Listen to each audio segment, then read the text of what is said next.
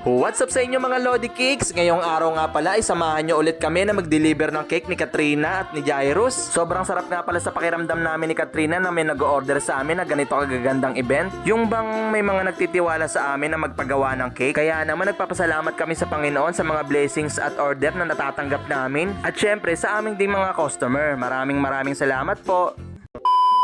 At ayun na nga guys, nakatulog nga pala agad si Jairus sa mahabang biyahe ng aming pagde-deliver ng cake. Nagutom nga pala si Jairus sa mahabang biyahe namin kaya naman nag-food trip agad siya. E-bike nga lang pala ang gamit namin sa tuwing nagde-deliver kami ng mga cake. Nung pagdating namin sa venue, binuhat ko na agad yung cake para madala na agad doon sa event. Sa resort nga pala gaganapin yung pagde-deliveran namin ng cake. At pagpasok namin dito sa event, ramdam agad namin ni Katrina na sobrang saya dito sa birthday party.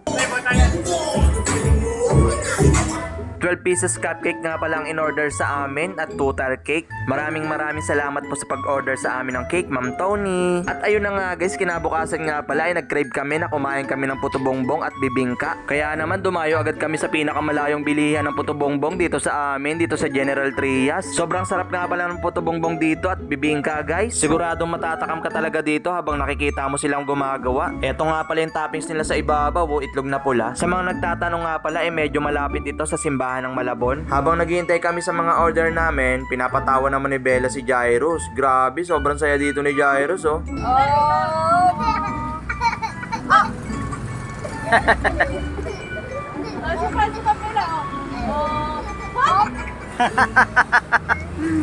At pag uwi namin ng bahay guys, tinikman ko agad yung bibingka. Grabe talaga sa toppings guys, merong itlog na pula, cheese at nyog. Grabe guys, sobrang sarap nitong bibingka, overload.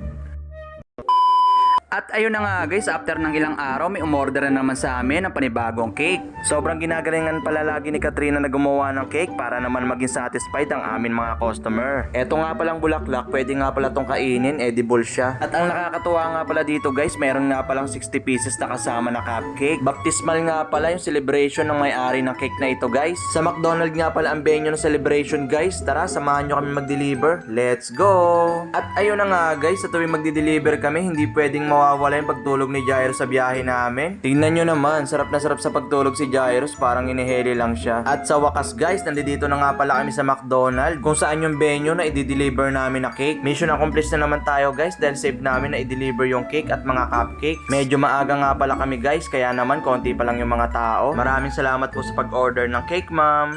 At ayun na nga guys, inabot na nga rin pala kami ng tanghalian, kaya dito na rin kami kumain. Kita nyo naman yung baby namin dito na si Jairus, oh, sobrang gutom na siya. Tara guys, kainan na!